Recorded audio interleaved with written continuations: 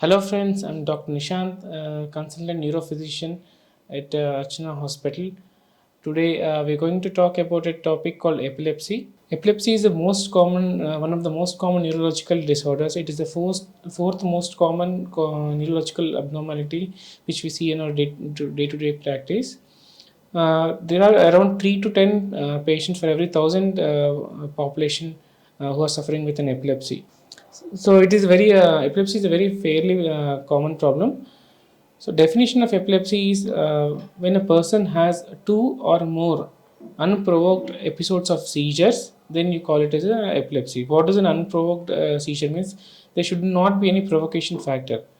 Usually the provocating factors are infections, fever, especially in the children, any drop in the glucose or very high amount of blood sugars, uh, any abnormalities in the electrolytes like sodium, calcium. These all can trigger the seizures. So if the patient is not having any provocating factor and is having a two or more episodes of seizures which are 24 hours apart, then we call it as an epilepsy. There are many types of epilepsies. The most common ones are generalized epilepsy. There are many types of seizures. The most common ones are generalized seizures, focal epilepsy, and absence epilepsy, tonic seizures, atonic seizures, and myoclonic seizures. These are a few of the most common types of seizures. But there are many more types of the seizures. The seizures, patient can have seizures at any time of their lifetime, but the usual uh,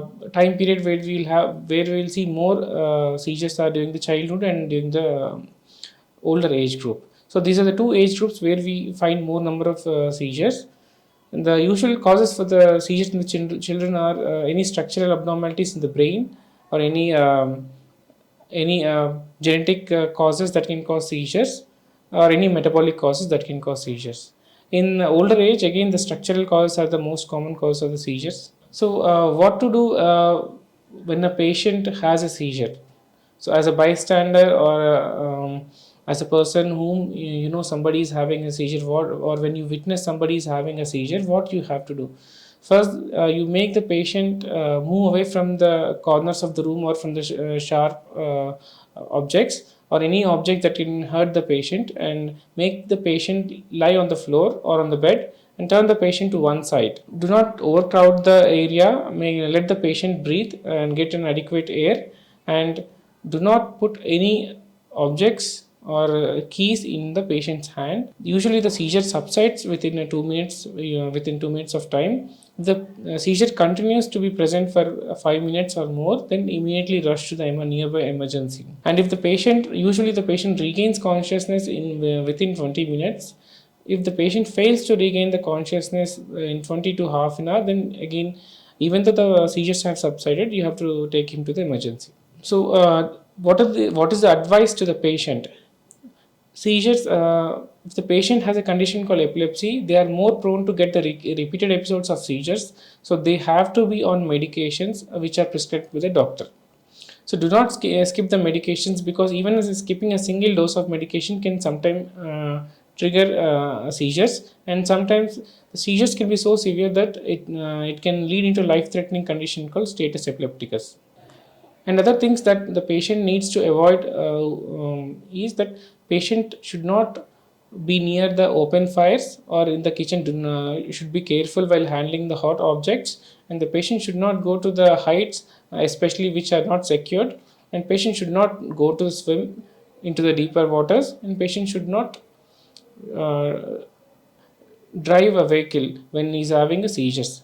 Once later the seizures are very well controlled, patient can do all these activities. But especially when they are not very well controlled, they should try to avoid these things. And patient should also avoid usage of machinery which can injure the patient when the patient has a seizure. The patient, or if you are a person who is having a seizure, please inform at your workplace your colleagues and your friends and your teammates about your condition, and tell them what they can expect when you are having a seizure and what they have to do to help you when you're having a seizure. There are usually triggers that can trigger a seizure episode even though if you're taking medications. One is stress, lack of sleep. These are two are very important things. And Other times there can be a bright lights which can also trigger the seizures, and excessive intake of alcohol and any recreational substance abuse can also trigger the seizures.